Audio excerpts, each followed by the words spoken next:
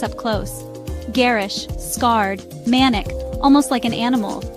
I finally screamed out at the sight of his face and started to kick. He grabbed my ankles and tried to push them down. His face broke into a smile, dripping with anticipation. My door opened.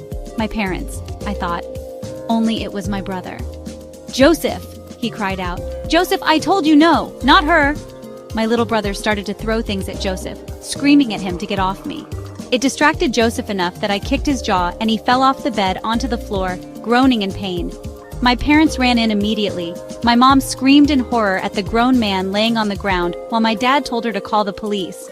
My little brother ran up to me, tears streaming down his face.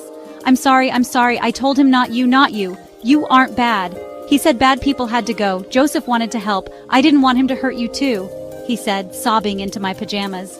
I held my sobbing brother as me and my dad blankly stared at the man on the ground, who had made no effort to move from his spot. After the police had come and Joseph had been taken away, we tucked my brother into bed and told him to try to get some rest. After I was finished with my questioning, the officer thanked me for my time and said he would be in touch.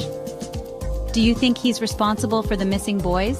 I asked the officer, bundling my blanket around my shoulders. "We think it's possible," he responded. "We are looking into any properties Joseph had, any surveillance footage. We will also be running his DNA to see if he's linked to anything else nearby." I couldn't help thinking about all those boys because they were bad? Is that what my brother said? That's hardly a cause for threats or worse. "1 second, the officer said after hearing something on his radio. He stepped out of the room. My mom brought me a cup of tea to calm my nerves and my parents sat on either side of me. When the officer returned, his face was grim. "What is it?" I asked immediately.